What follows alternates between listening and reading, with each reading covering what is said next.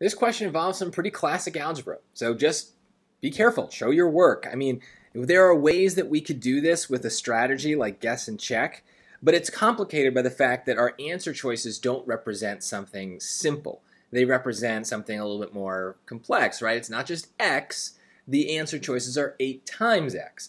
So we could divide all of these numbers by 8 to try to get a value of x, but you can see that for some of those numbers that's going to be really difficult to do. So the better move here is just to kind of do what they say, don't rush, let's make sure we don't make any mistakes. So if 16 plus 4x is 10 more than 14, okay, well 10 more than 14 is 24. So 16 plus 4x is 24.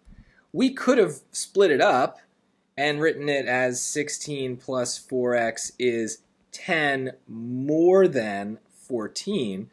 But I think in this case, because we have the way it's described, it just kind of makes sense that, yeah, 10 more than 14 is 24, so we can kind of skip that intermediate step.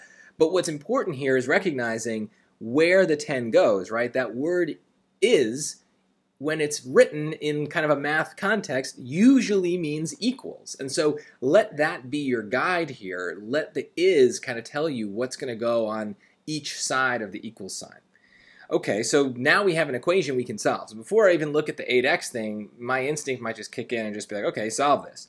So divide by, or subtract 16, we get 4x is equal to 8, divide by 4, and we get x is equal to 2. And always they do this. Always they make that an answer.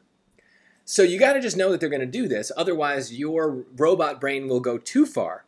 And it will make you pick choice A because you're just so used to math being over as soon as you have x equals or y equals or whatever, right? That's your cue to stop doing math, that you solved the problem. But the SAT knows that, they take advantage of that, and so they always or frequently make you do this one extra little step just to kind of, piss you off, basically, and to trap some people who aren't following instructions. So our final answer is not 2.